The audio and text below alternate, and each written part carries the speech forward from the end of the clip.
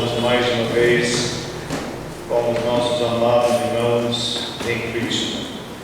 Agradecemos pelo convite da igreja.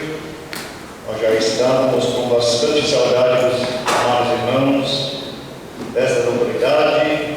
Agradecemos pelas suas orações.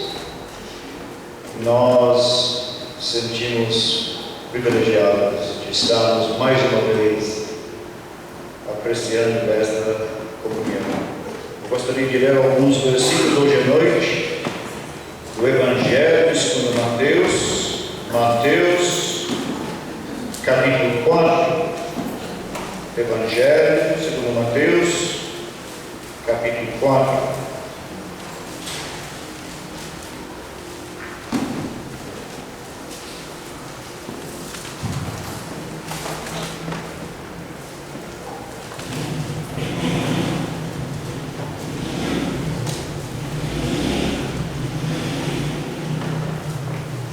Citar nomes, alguém da minha família não gosta de mensagens bastante prolongadas, né? Mas hoje à noite eu gostaria de pensar um pouquinho com os nossos amados irmãos, as palavras do nosso amado Salvador aos seus discípulos em Mateus capítulo 4. Diz a palavra de Deus: naquele dia da tentação do Senhor Jesus, quando ele foi levado ao deserto pelo diabo, que é bem conhecido, pois ele foi levado à cidade santa e depois ele foi levado a um monte muito alto, conforme lemos no versículo 6 e 7. Mas é interessante observar o versículo 8, diz a palavra: levou ainda o diabo a um monte muito alto, mostrou-lhe todos os reinos do mundo e a glória deles. Lhe disse: tudo isso te darei, se prostrado me adorares. Então Jesus lhe ordenou: retira-te, Satanás, porque está escrito: ao Senhor teu Deus adorarás e só a Ele darás culto. Com isto o deixou o diabo, e eis que vieram anjos e o serviram. Vamos para o último capítulo do livro, Mateus, capítulo 28.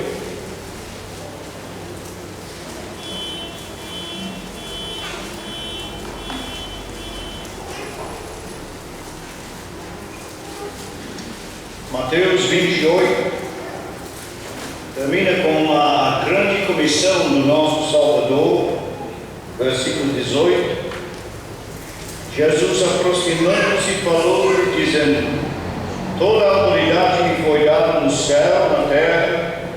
Ide, portanto, fazer discípulos de todas as nações, batizando-os em nome do Pai, do Filho e do Espírito Santo, ensinando-os a guardar todas as coisas que vos tenho ordenado. Eis que estou convosco todos os dias, até a consumação do século. Que Deus abençoe a leitura aos nossos corações hoje à noite. Interessante que Mateus destaca bem a autoridade do nosso amado Salvador no seu Evangelho. Já no primeiro versículo do livro, o Mateus estabelece a sua autoridade. Ele tinha direito à terra, ele era filho de Abraão. Ele tinha direito também ao trono, pois ele era filho de Davi. E cada vez que Mateus apresenta as perfeições do Senhor Jesus neste Evangelho, Ele nos apresenta o Senhor Jesus nos lugares bem altos, como por exemplo em Mateus capítulo 4, naquele dia quando o Senhor Jesus foi levado a um alto monte, de onde ele podia ver todos os reinos do mundo. Mas o Senhor Jesus, o Filho de Deus, deixou bem claro que ele tinha autoridade para dizer aos seus e aos seus inimigos: já o diabo estava tentando tirar o Senhor Jesus do caminho que o Pai lhe havia preparado, mas o Senhor Jesus disse: retira-te de mim, ao Senhor teu Deus adorarás e só a Ele darás culto. Então, neste Evangelho, o Senhor Jesus, ele recebe a adoração dos seus, como ele recebe até ao dia de hoje, pois o Pai procura os seus adoradores até hoje. E no capítulo 2 do livro, o Senhor Jesus recebe a adoração dos magos, que chegaram na presença dele, apresentando as coisas que haviam preparadas. Eles haviam dito aos homens religiosos em Jerusalém: onde está o recém-nascido Rei dos Judeus? Viemos para adorar. Então o Senhor Jesus recebe a adoração dos magos no capítulo 2, do leproso no capítulo 8, do chefe da sinagoga no capítulo 9, dos discípulos depois daquela grande tempestade no capítulo 14.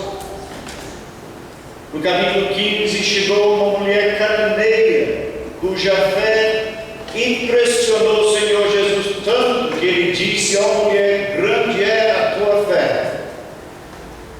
No capítulo 20 o Senhor Jesus recebe a adoração da mãe de João e Tiago, também das duas Marias, no capítulo 28.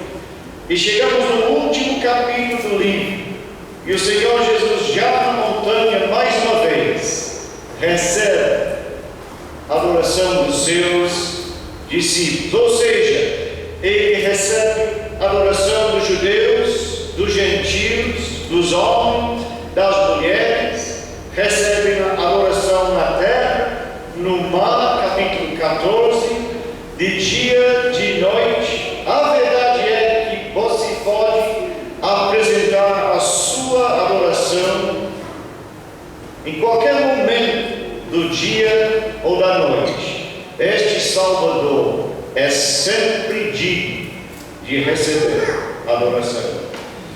E o Senhor Jesus, o Filho de Deus, tinha toda a autoridade para dizer aos seus seguidores: toda a autoridade me foi dada no céu, na terra, e fazer discípulos de todas as nações, batizando-os em nome do Pai, do Filho, do Espírito Santo, ensinando-os a guardar todas as coisas que vos tenho ordenado. E eis que eu estou convosco todos os dias, até quando, Senhor? Até a consumação do século. Então este Salvador se faz presente hoje à noite, como foi bem destacado na oração do nosso amado irmão Cristo. O Senhor Jesus disse aos seus: onde estiverem 2 ou 3 reunidos em meu nome, ali estou no meio deles. A autoridade do nosso amado estabelecida neste Evangelho. Vemos a autoridade dele estabelecida. No capítulo 4, ao Senhor teu Deus adorarás, só a Ele darás tudo. Veja bem o capítulo 7, o último versículo do capítulo 7. Após os ensinos preciosos do Senhor Jesus, diz a palavra no capítulo 7, versículo 29, ele ensinava como quem tem autoridade e não como os escribas. Realmente o Senhor Jesus tinha a autoridade para ensinar.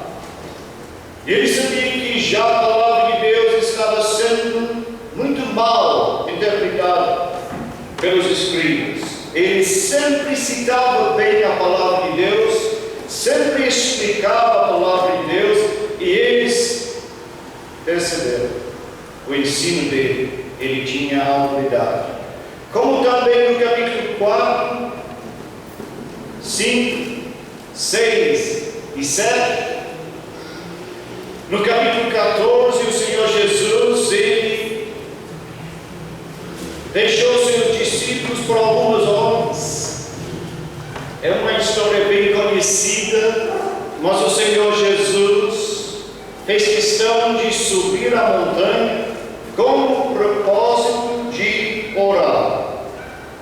Os seus discípulos estavam atravessando o mar, sentindo profundamente uma grande dificuldade, com medo, bastante preocupados, mas a palavra de Deus deixa bem claro que o Senhor Jesus sabia o que estava acontecendo, e diz a palavra: na quarta vigília da noite foi Jesus ter com eles. Depois de um intervalo, ele apareceu, acalmou a tempestade, tinha autoridade para acalmar a tempestade, recebeu a adoração dos seus discípulos. Foi simplesmente maravilhoso a maneira como o Senhor Jesus acalmou aquela tempestade. Talvez, meu querido irmão em Cristo, talvez você esteja passando momentos difíceis em sua vida no momento. Talvez esteja questionando a vontade do Senhor, pensando que Ele está longe, que não tem conhecimento dos seus problemas, das suas dificuldades, lutas, preocupações.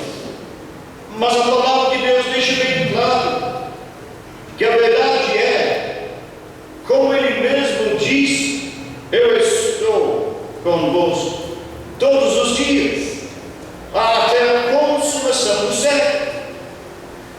O Senhor Jesus, tendo amado os seus que estavam no mundo, amou-os até ao fim. Nunca fala, meu bendito Salvador. Ele está sempre presente, mesmo nos momentos difíceis, como também nos momentos de muita alegria, como por exemplo no capítulo 17, quando o Senhor Jesus foi transfigurado na presença dos seus discípulos. A história é fascinante.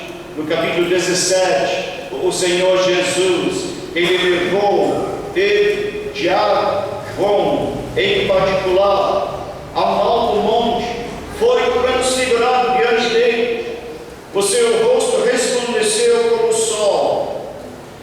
E eis que apareceram Moisés e Elias falando com ele. Mas um momento importante, aquele dia foi aquele momento quando, diz a palavra de Deus, eles levantando os olhos, ninguém viram senão só aquele que tinha autoridade, o nosso amado Salvador.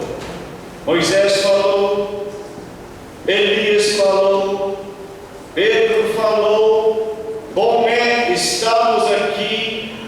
Mas o Senhor Jesus também falou, e foi um momento de muita alegria. No capítulo 24, o Senhor Jesus levou os seus à montanha e deu aquela visão panorâmica.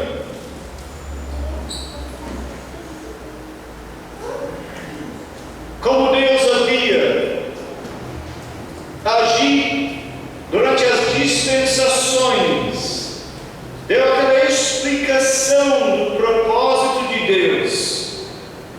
Foi um momento inesquecível.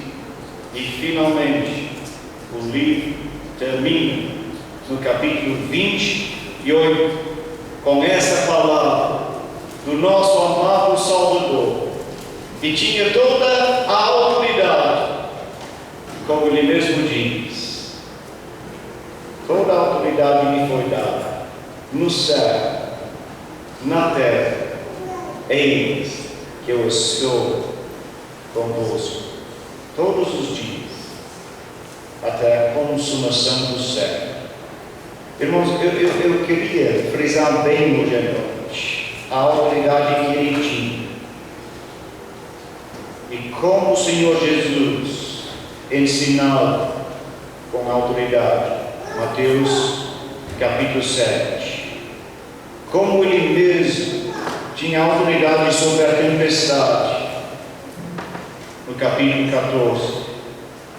Como ele tinha primazia, mesmo na presença de Moisés e Elias, no capítulo 17, no capítulo 24. Como ele tem até hoje. Ele pode mandar, ele pode exigir dos seus o que ele quiser, pois ele tem a autoridade. Ele é rei dos judeus, capítulo 2. Ele tem a última palavra. Aliás, estava escrito em cima da sua cabeça, no lugar chamado Calvário: este é o rei dos judeus. Mas Deus sempre terá a última palavra. E ele mesmo fala no capítulo 28: toda a autoridade me foi dada no céu, na terra. Mas quando nós chegamos no segundo livro do Novo Testamento, logo percebemos uma diferença muito grande. Em 16 capítulos, o Marcos estabelece a humildade do céu. Como, por exemplo, no capítulo 10 do Evangelho segundo Marcos, verso 45, encontramos uma declaração surpreendente em Marcos 10, versículo 45. Pois a palavra de Deus diz que o Filho do Homem, ele não veio para ser servido, mas para servir e para dar a sua vida em resgate por muitos. É interessante que Marcos está enfatizando a humildade do nosso amado Salvador. Veja bem como Marcos começa o seu Evangelho. O princípio do Evangelho de Jesus Cristo. Houve um princípio. Damos graças a Deus por isso. Graças damos a Deus que ainda o Evangelho está sendo anunciado todas as semanas. Pois o Senhor Jesus, Ele mesmo diz no capítulo 16, versículo 15: ide, pregai o Evangelho a toda a criatura.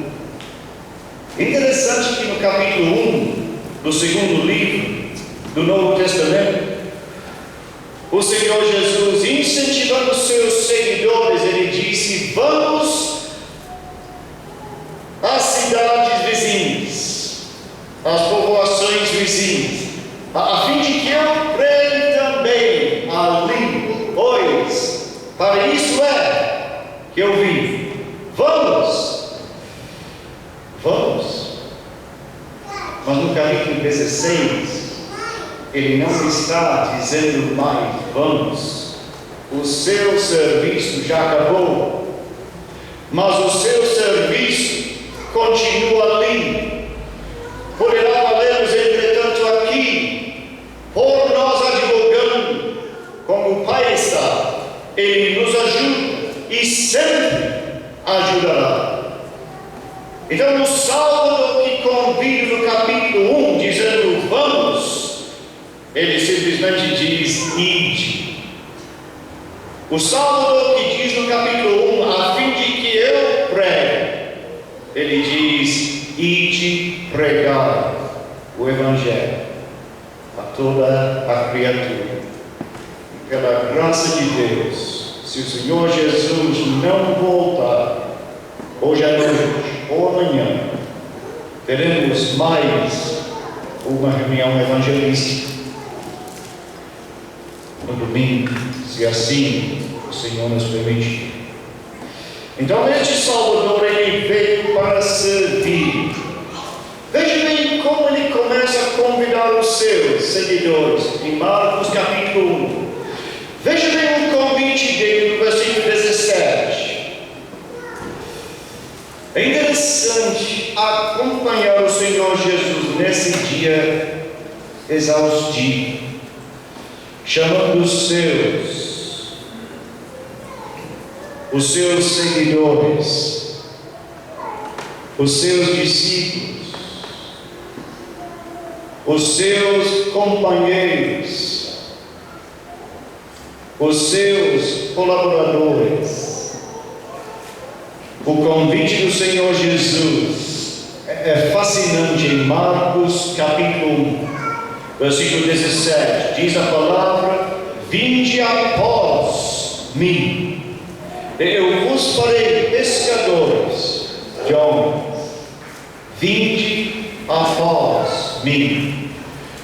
Quando o Senhor Jesus convida o pecador perdido, aflito e sobrecarregado, ele simplesmente diz: vinde a mim, todos vós que estáis cansados e oprimidos, eu vos aliviarei. Quando ele convida os seus servos, ele muda a ordem um pouquinho. Vinde após mim. O servo está sempre seguindo. Eu vos farei pescador de homens. Então, vinde após mim para trabalhar. No capítulo 6, o Senhor Jesus convida os seus para descansar. Vinde repousar um pouco, pois estavam esgotados, bastante deprimidos, após a morte de João Batista. Agora veja bem outro fato interessante.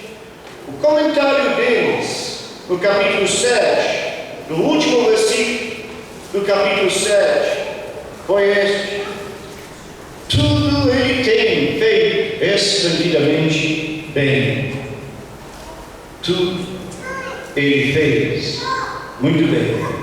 Não somente faz ouvir os surdos, como falar os mudos. Tudo ele tem feito esplendidamente bem. Com razão. O evangelista destaca este fato. Quando o Senhor Jesus curou o leproso, em Marcos capítulo 1, ele estendeu a mão, tocou o leproso. Não foi necessário fazer isso, mas ele fez questão de fazer. Numa outra ocasião, ele curou 10 leprosos com uma palavra. Mas em Marcos capítulo 1, ele estendeu a mão, versos 40 e 41, e tocou o leproso, e a lepra desapareceu. Quando no versículo 30, E 31, ele estendeu a mão e tocou a sogra de Simão Pedro. Imediatamente ela se levantou e começou a servir. Este Salvador, tudo que ele fez muito bem. Infelizmente, irmãos, eu não teria coragem para fazer uma afirmação dessa. Tem muita coisa que eu consigo fazer, mas infelizmente tem muita coisa que está faltando. Veja bem o comentário dele em Marcos capítulo 14. Esta palavra do Senhor Jesus, o Filho de Deus, ele que havia apreciado a colaboração de alguns homens, de algumas mulheres, um dia chegou na presença dele uma mulher trazendo um vaso de alabastro com preciosíssimo perfume. Quebrando o alabastro, derramou o bálsamo sobre a cabeça de Jesus. Indignaram-se alguns entre si, dizendo: para que este desperdício de bálsamo? Mas a palavra dele, a avaliação dele foi esta: deixa, versículo 6, ela praticou boa ação para comigo. Ela fez, versículo 8, o que pôde. Antecipou-se a ungir-me para a sepultura. Ela fez o que pôde. Ela fez. Ele fez tudo esplendidamente bem. Ela fez o que ela podia fazer. Irmãos, seria tão bom ouvir a avaliação dele um dia, depois de todas as nossas lutas e dificuldades dessa vida tão passageira. Bem feito, servo fiel. A palavra dele é a palavra importante. Então, no capítulo 1, o Senhor Jesus começa o seu ministério público na terra, entrando na sinagoga em Cafarnaum. Ele gostava sempre de ouvir a palavra de Deus. Às vezes ele ensinava, às vezes ele ouvia a palavra dele. No versículo 21, ele entrou em Cafarnaum. Logo no sábado foi ele ensinar na sinagoga. Quer dizer, esse dia começou com a palavra de Deus. Uma lição bem prática, mas é sempre bom começar o dia com a leitura da palavra de Deus. Bem-aventurado o homem cujo prazer está na lei do Senhor. Na sua lei leti de dia e noite. Ele é como árvore plantada junto à corrente de águas, que no devido tempo dá o seu fruto. Eu não vou perguntar quanto tempo deu para ouvir a palavra dele hoje. Eu acredito que todos nós apreciamos bastante a palavra de Deus, mas eu teria que confessar sinceramente com os nossos amados irmãos em Cristo que nem sempre eu dou valor à sua palavra.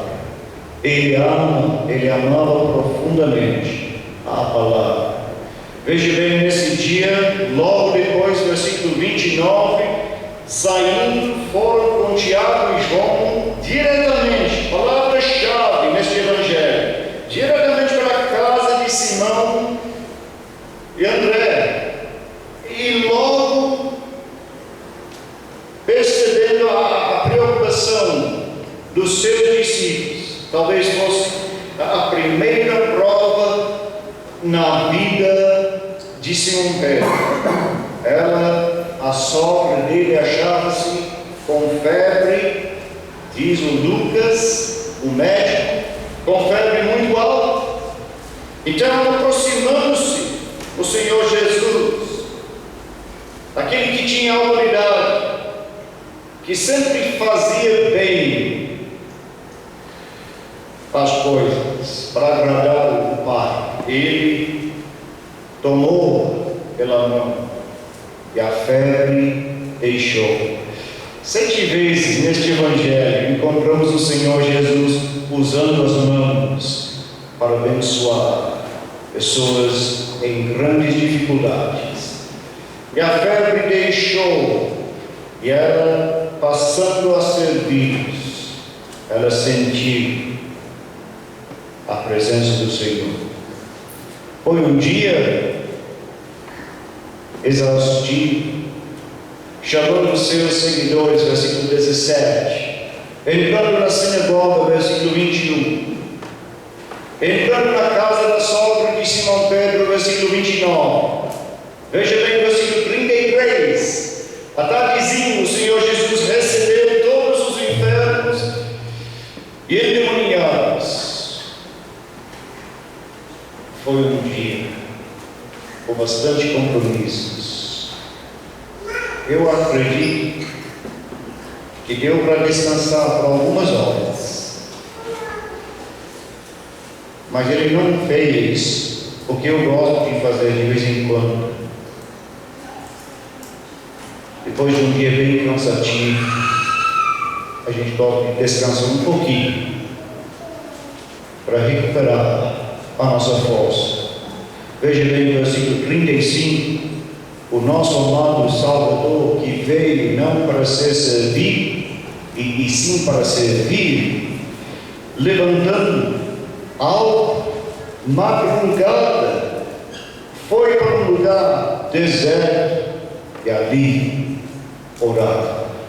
Assim começou um outro dia na vida do nosso amado Salvador, com aquela humildade, querendo servir.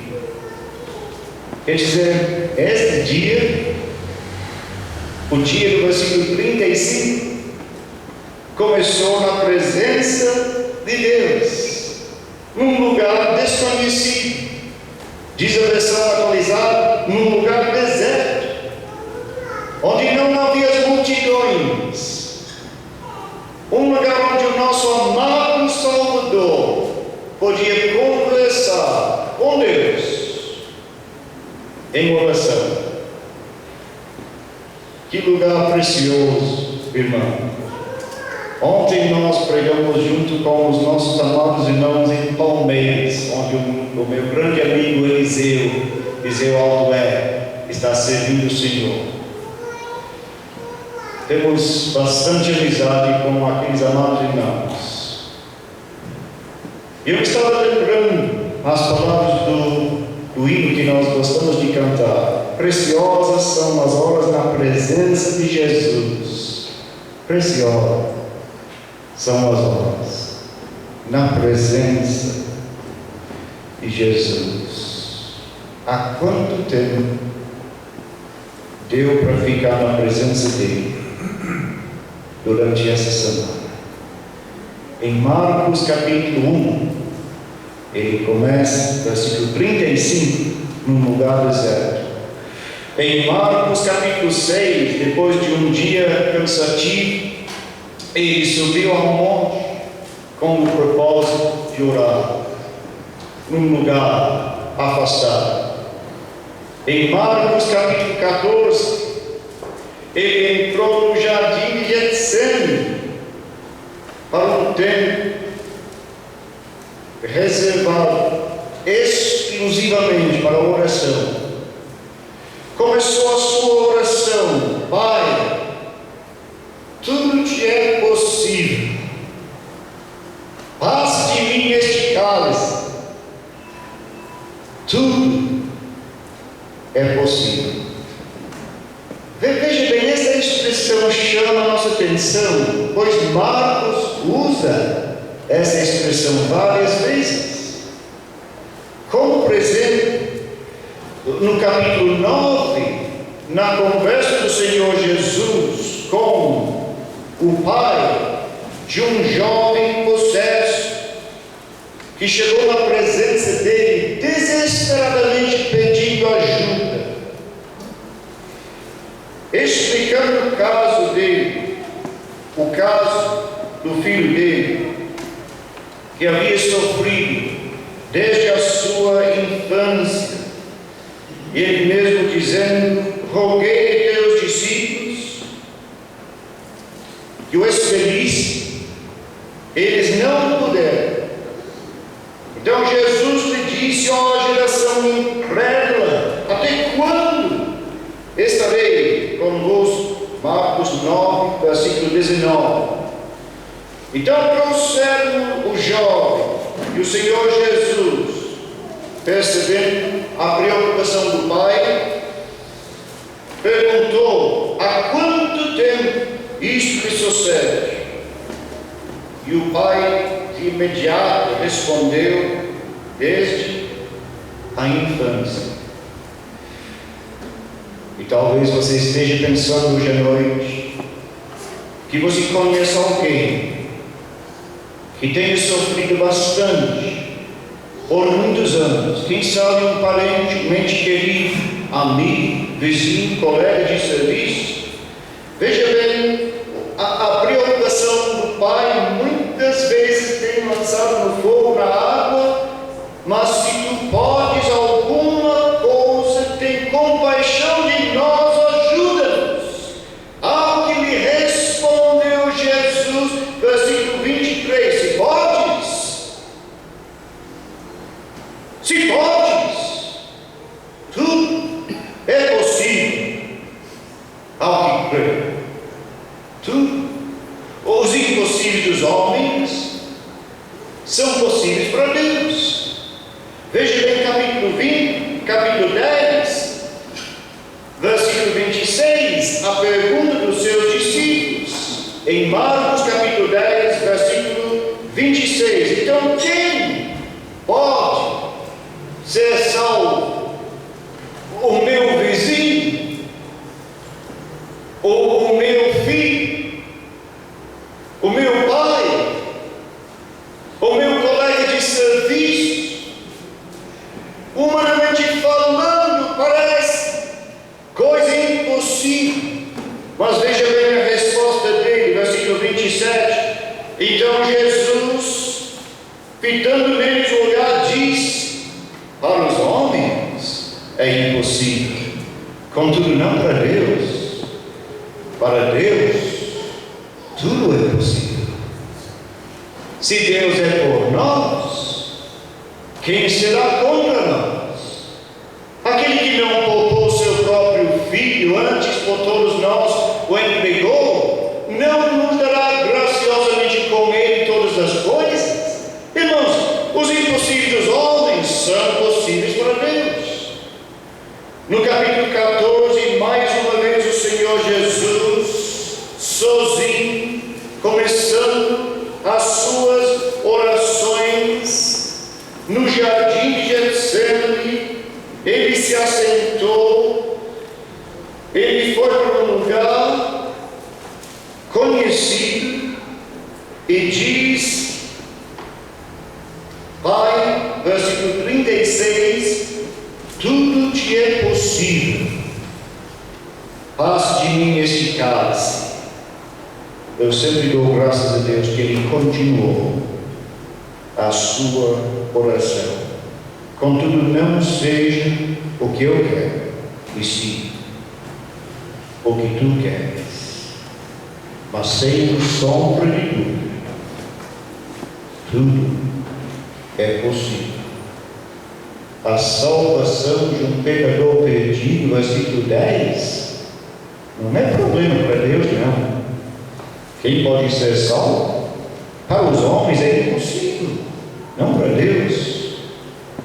O pai do jovem possesso confessou a sua incredulidade.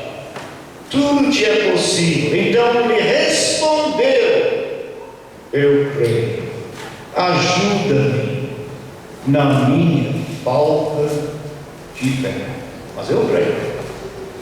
Irmãos, eu queria estabelecer já no primeiro estudo hoje à noite a majestade e a humildade do nosso amado, bendito Salvador. Tinha autoridade, toda a autoridade no céu, na terra. Autoridade para ensinar os seus discípulos em Mateus, capítulos 5, 6 e 7. A autoridade para acalmar aquela tempestade no capítulo 14. Como ele tem autoridade para acalmar qualquer tempestade em nossas vidas. Para mim, estar de volta neste lugar, como é que eu diria? Eu diria a concretização de um sonho. Sempre que os irmãos me ligavam em casa, dizendo: André, dá para voltar ao Brasil? Dá. E aumentava a saudade que eu sentia profundamente no meu coração. Agora estou de volta com Alisson e a Lorena. E eu dou graças a Deus que Deus respondeu às minhas orações. A gente fica até emocionado. Eu diria que os impossíveis dos homens são possíveis para Deus. Não existe coisa que o nosso amado Salvador não tem condições para realizar em nossas vidas, se for a vontade dele. Mas que fique bem gravado hoje à noite, como Marcos estabelece no seu Evangelho: tudo é possível para Deus. Então o Senhor Jesus, tudo que Ele fez bem feito. Em Marcos, os seus colaboradores ajudaram na medida do possível. Como, por exemplo, em Marcos capítulo 1, apresentando a necessidade da sogra de Simão Pedro. Eu achei interessante o comentário do evangelista, quem escreveu: a sogra de Simão, versículo 30, achava-se acamada com febre, e logo lhe falaram a respeito dela. Gostei muito dessa palavra.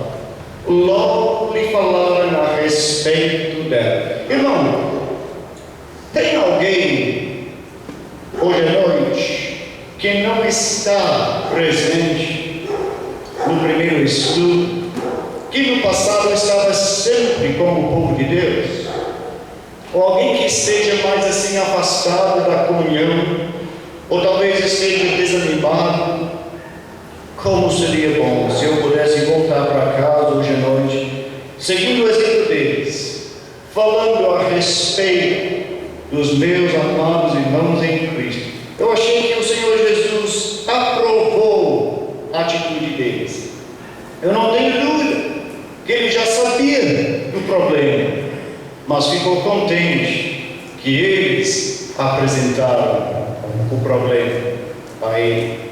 Como também no capítulo 2, quando diz a palavra de Deus, alguns, versículo 3, foram ter com ele, conduzindo um paralítico, diz a palavra, levado por 4 homens, ou seja, para trazer um homem até a presença dele, precisava de 4 para carregar o leito até a casa onde ele se encontrava, naquela cidade. 4 o levou. Eu não sei quantos colaboraram e ajudaram em alguma forma na minha conversão a Cristo. Eu sei que alguém estava sempre me convidando. Outro irmão estava sempre pedindo a bênção de Deus. Outro amigo estava sempre lendo a palavra de Deus comigo. Na verdade, eu não teria condições nem para citar os nomes daqueles que colaboraram na minha conversão. Eu não sei se você teria condições, mas Deus sabe. E um dia, irmão, há de ser recompensado todo o seu trabalho nesta igreja. Ele está vendo a sua disposição, o seu serviço incansável, as visitas, aquelas conversas, tudo Deus está vendo. E um dia, quem sabe, você recebe a mesma aprovação daquela mulher de Betânia. Ela fez o que podia, só isso, mas ela fez. Tudo ele fez esplendidamente bem, mas seria um momento de muita alegria se um dia, na presença do seu amado Salvador, você escutasse a voz dele dizendo: bem feito, servo fiel. Que Deus abençoe a sua palavra aos nossos corações.